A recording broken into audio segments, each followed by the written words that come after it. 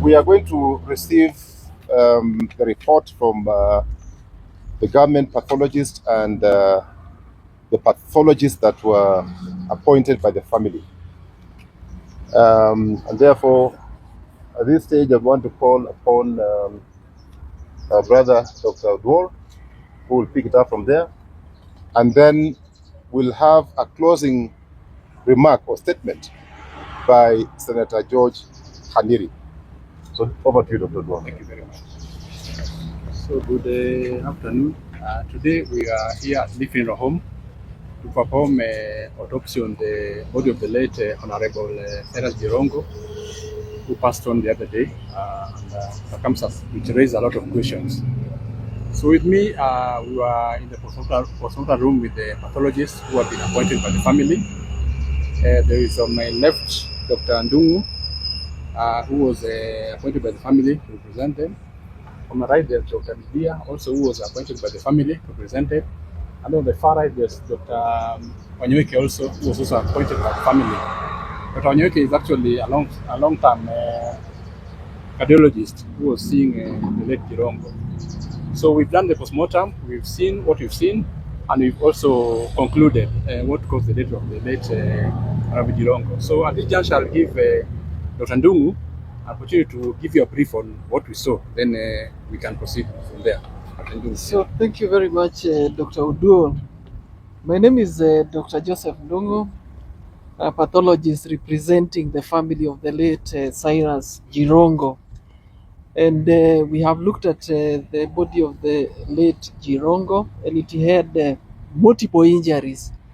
There were multiple fractures. There was a fracture involving the right hand, 2 fractures involving the right hand, and then there were fractures of both lower limbs. The lower limbs are the legs. There was a crash injury to the chest with multiple ribs fracture. There was perforation of the heart with the rupture of most of the major vessels that connect the heart. There were also bleeding into the chest cavity, and also crash injuries going to the abdomen with the crash of the liver, with also bleeding into the abdominal cavity. There was also transection of the spinal cord at the thoracic level, and as a result of our examination, we formed an opinion that the late Cyrus Jirongo died as a result of a crash injury to the chest, the abdomen, and also spinal injuries due to blunt force trauma. I think at this juncture, we'll ask Dr. Midia to add anything.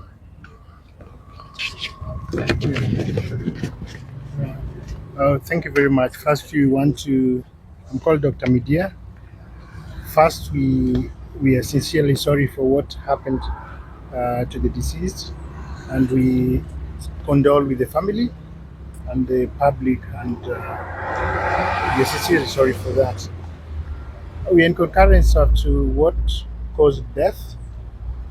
The injuries sustained were quite severe, involving the chest and the abdomen, and also the spine. There might have been what is observed outside may not tie with what is inside, but when you open up the body, it's quite severe, and it's like it was instant and likely incompatible with life. And as I say, we are sincerely sorry for that, and we condole with the public.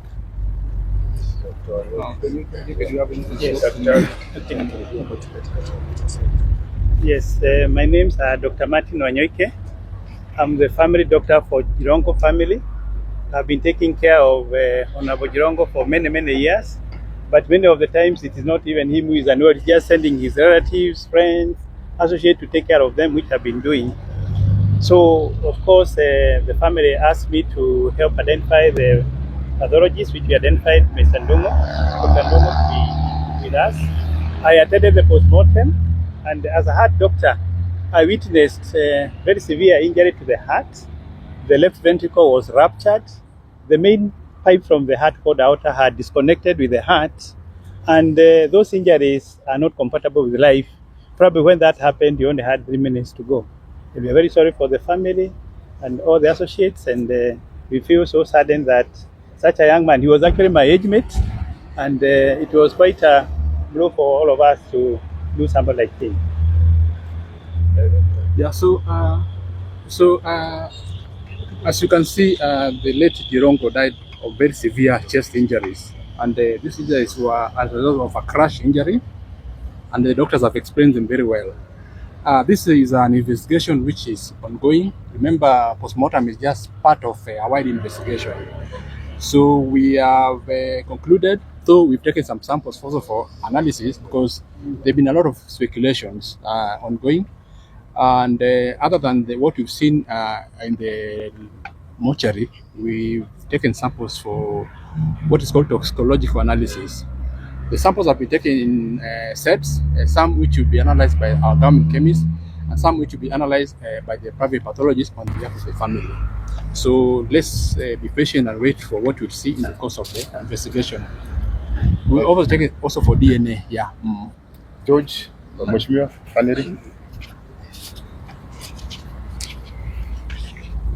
Thank you very much, members of the Fourth Estate. Our apologies that this briefing has taken some time. On behalf of the family and on behalf of the committee, I want to take this opportunity to thank our 3 pathologists for the professional work that they have done on the body of our departed brother, Mheshimiwa Cyrus Jirongo. You've heard that they have concurred in their reports. We have, of course, the government pathologists, and as I had promised yesterday, we as family and friends and committee, we said we must have 2 other pathologists, one who was nominated by the family through the family doctor, and another one through the committee that is steering this process. And the good news is that they have all concurred. We want to state that, of course, there have been so many questions, so many gaps, so many glaring gaps surrounding the death of our brother. And we've been saying we want questions to these many glaring gaps. The process that happened today is part of the process of giving us answers to these questions that we've been asking. Today, we were doing a postmortem, which has revealed to us the cause of death. Of course, there are other extraneous matters that are still being investigated by the DCI. We want to plead with everyone. I know the matter is very emotive. It has generated a lot of interest, political and otherwise, but we want to be patient, to plead for patience as we wait for the full report for us to be able to get the answers to the many questions that we've been asking. The postmortem is going very well. We have the report, and as I said, the 3 pathologists have concurred on the report. So that is just stage 1. It does not answer the many other questions that we've been raising, which we hope the DCI, who was represented here, will be able to answer us in due course. Therefore, we ask for calmness as we mourn our brother. The family wants to give our brother a peaceful send-off. He was a peaceful man who loved everybody. He loved peace. So we're just pleading that we don't want speculations at this stage. Thank you. Thank you very much. Maybe Dr. just one question. One question, Dr. Thank you very much. Thank you. There's something you've mentioned about blunt force trauma. Can you comment a little bit about it?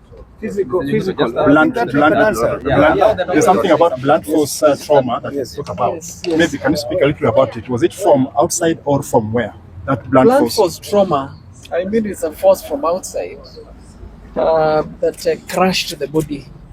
I don't want to speculate, because when we talk about blunt force trauma, It can be as a result of a road traffic accident, like what we have already been told. But a blunt force trauma means force from outside crashing on the body.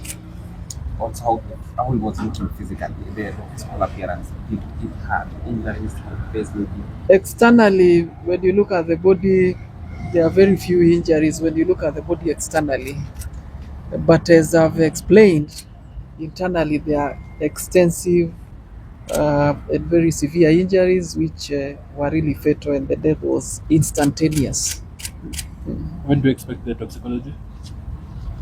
How long is it likely to take? A few weeks. Weeks. Yes, a few weeks. A month to 6 weeks. Okay. Thank you, ladies and gentlemen. Weeks.